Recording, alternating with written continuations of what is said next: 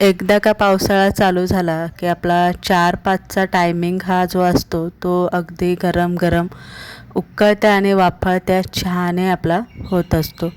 अशा उकळत्या आणि वाफाळत्या चहाबरोबर एखादा खुसखुशीत, कुरकुरीत, चटपटीत असा नमकीन चिवडा खायला असला ना की चहा पिण्याचा आनंद अगदी डबल होतो. आज आपण असंच मधल्या वेळेत खाण्यासाठी, मुलांसाठी, मोठ्यांसाठी अगदी डाएट चिवडा ज्या पद्धतीने बनवला जातो त्याच पद्धतीने एकदम मसाल्याचा वापर न करता नमकीन चिवडा कसा बनवायचा ही रेसिपी बघते. आणि हा चिवडा आपल्या घरातल्या कांदा पोह्यांपासून बनवलेला आहे, त्यामुळे रेसिपी शेवटपर्यंत बघा. तर इथे मी घेतलेले अर्धा किलो पोहे, जे आपण कांदा पोह्यांसाठी वापरतो ना पोहे जाड, ते पोहे मी इथे अर्धा किलो घेतलेले. चाळून घ्यायचे, व्यवस्थित निवडून घ्यायचे. तर अर्धा किलो मी इथे घेतलेले. आता साहित्य बघूया त्यासाठी काय लागते. आता तुम्ही जर हा चिवडा बनवताना फक्त यामध्ये थोडेसे काजू, शेंगदाणे आणि शेव वापरली तरी चालेल, पण मी थोडंसं यामध्ये आणखी चटपटीत करण्यासाठी थोडेसे साहित्य जास्त घालते. धने घेतलेले 1 चमचा, बडीशेप 1 चमचा, जिरे 1 चमचा घेतलेले. एक छोट्या वाटीने सगळं माप मी इथे घेतलेले. फुटाणा डाळ घेतलेली आहे, शेंगदाणे घेतलेले, काजू, बदाम, खोबरं, मनुके, हिरव्या मिरच्या आणि कढीपत्ता. आता तुम्ही चिवडा किती बनवताय त्यानुसार ह्या सामानाचं प्रमाण जे आहे ना तुम्ही इथे कमी जास्त करू शकता. आता आपण 0 नंबरची जी शेव डाएट चिवड्यामध्ये घातली जाते ती आपण घरीच बनवून घेतोय. त्यासाठी बेसन पीठ घेतलेले इथे मी 1 वाटीभर. त्यामध्ये एक छोटीशी वाटीभर म्हणजे साधारणतः 3-4 चमचे एवढं तांदळाचं पीठ मी यामध्ये घातलेले. तांदळाचं पीठ घातल्यामुळे काय होतं, शेव कुरकुरीत होते आणि तेलकट अजिबात होत नाही. आता यामध्ये साहित्य काय घालायचं आहे, मीठ, हिंग, थोडीशी हळद आणि 1 पळीभर तेल आपल्याला यामध्ये घालायचं आहे आणि हे पीठ आपल्याला खलवून घ्यायचं आहे. शेव बनवताना पीठ ही 0 नंबरची जी शेव आहे एकदम साधी अशी खारी, ती बनवताना ना यामध्ये जास्त पाणी नाही घालायचं किंवा जास्त राटही पीठ मळायचं नाही. तर या पद्धतीने सॉफ्ट असं हे पीठ इथे मळून घ्यायचं. कारण थाळीचे जे होल असतात ना ते खूप बारीक असतात, अशा वेळेस तिथे राठ पीठ मळणं अजिबात चालत नाही. तर इथे तेल गरम करायला ठेवलेलं आहे. इथे 0 नंबरची मी थाळी घेतलेली आहे. आता यामध्ये चमच्याने आपल्याला हे पीठ इथे भरून घ्यायचे.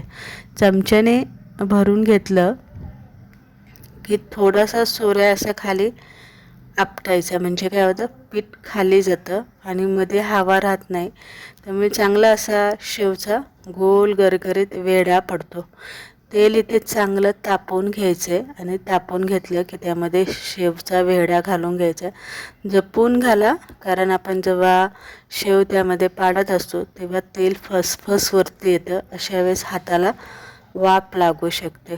आता उलटायची कशी, लगेच वेढा घातल्या अजिबात उलटायची नाही. तर थोड्याशा तेलाच्या बुडबुड्या कमी झाल्या पाहिजे, शेव थोडीशी तळली गेली पाहिजे आणि मग उलटी करायची. दोन्ही बाजूने चांगली तेलामध्ये तळून घ्यायचे. कुरकुरीत असे आपला हा वेढा तयार झालेला आहे. तशीच आपण दुसराही वेढा इथे पाडून घेतलेला आहे आणि तसेच सेम आपल्याला तेलाच्या बुडबुड्या कमी झाल्या की उलटून घ्यायचे. एकदम चवीला छान लागते. बाजारातून विकत आणण्यापेक्षा तुम्ही अगदी घरी बनवून ठेवली ना तरी मधल्या वेळेत तुम्ही ही शेव खाऊ शकता. शेव बनवून झालेले. आता आपण बाकीचे जे साहित्य घेतलेले त्याचं तळण करू. पहिले मी शेंगदाणे घातलेले, थोडेसे हलके तळून दिलेले. मग त्यामध्ये मी बदाम घातलेले. बदाम हलकेसे तळले गेले की मग त्यामध्ये आपल्याला खोबऱ्याचे काप जे करून घेतलेले ते यामध्ये घालायचे. आता थोडेसे काप तुम्हाला लालसर वाटले की त्यामध्ये मिरची घाला. त्यानंतरनं यामध्ये तुम्हाला घालायची फुटाणा डाळ, तुम्ही इथे घालून घेऊ शकता. फुटाणा डाळ घातली की मग तुम्ही काजू घालून घ्या. काजू आणि हे सगळं तळलं गेलं की मग तुम्हाला यामध्ये घालायचा आहे कढीपत्ता. जो तुम्ही कढीपत्ता आपण घेतलेला ना तो कढीपत्ता यामध्ये घालायचा आहे आणि कढीपत्ता चांगला कुरकुरीत तळला गेला की मग सगळ्यात शेवटी मनुके तुम्हाला इथे घालून घ्यायचे. मनुके सगळ्यात शेवटी घालायचं जेव्हा हे सगळं साहित्य आपलं चांगलं तळलं गेलेले तेव्हा. कारण का मनुके पटकन तळले जातात आणि ते पटकन काळे पडतात. त्यामुळे मनुके घातले आणि एकदा ते तेलामध्ये असे फुगले की आपल्याला लगेच ते काढून घ्यायचे असतात. तर इथे तुम्ही बघू शकताय मनुके एकदा फुगले की हे सगळं आपल्याला इथे काढून घ्यायचं. नंतर त्याच तेलामध्ये आपण पोहे तळून घ्यायचे या पद्धतीने आणि त्याच चाळणीमध्ये आपल्याला धने, जिरे, बडीशेप, पांढरं तीळ इथे तुम्ही घातले तरी चालेल.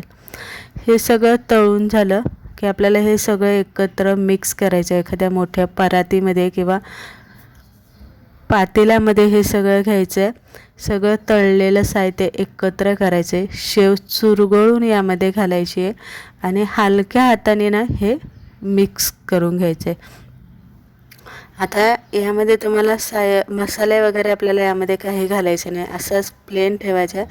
फक्त चवीप्रमाणे मीठ आणि पिठी साखर आपल्याला यामध्ये घालायची आणि व्यवस्थित हे मिक्स करायचे.